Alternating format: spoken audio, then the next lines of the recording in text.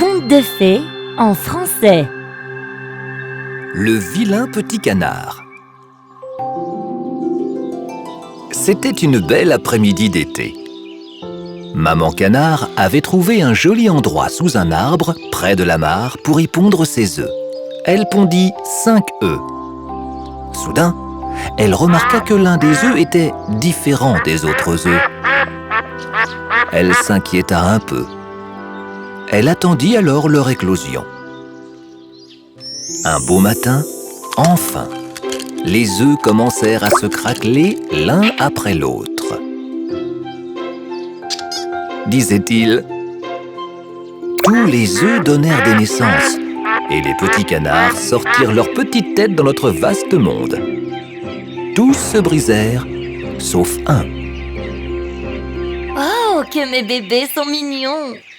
Quelle maman chanceuse je suis! Mais que se passe-t-il avec le 5e? Maman canard était inquiète. Dis donc, ce dernier œuf prend vraiment beaucoup de temps. Elle s'assit sur l'œuf et lui donna toute la chaleur qu'elle pouvait donner. Celui-ci sera le plus beau des petits canards, vu qu'il prend tant de temps à éclore. Un beau matin, quand l'œuf s'ouvrit enfin, un affreux petit canard tout gris en sortit. Cet affreux petit canard était différent de ses autres frères. Il était très grand et assez vilain. Aucun de mes autres petits canards ne ressemble à ça. Celui-ci est vraiment vilain. La maman canard était surprise et très triste à la fois. La maman espérait qu'un jour, il finirait par ressembler à ses frères et sœurs. Mais les jours passèrent et le petit canard demeura vilain. Tous ses frères et sœurs se moquaient du vilain petit canard et refusaient de jouer avec lui. Le petit canard était très triste. Tu es vilain! Regarde cette vilaine petite chose sur la terre ferme. Ouais, va-t'en, tu es tellement vilain! On ne jouera pas avec toi, vilain petit monstre. Ils se moquèrent tous de lui.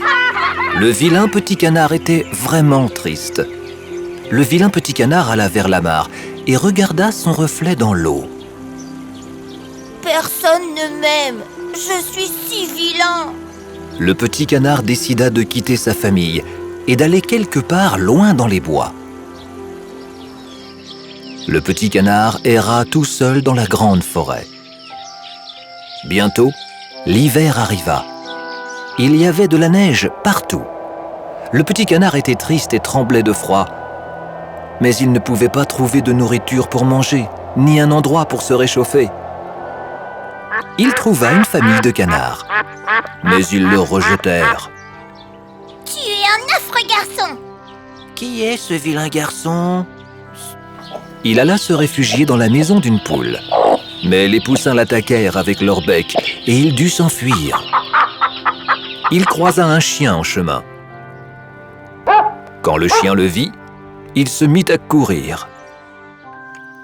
Le vilain petit canard se dit « Je suis si vilain que même le chien ne veut pas me manger, c'est triste! » Le vilain petit canard reprit tristement le chemin des bois.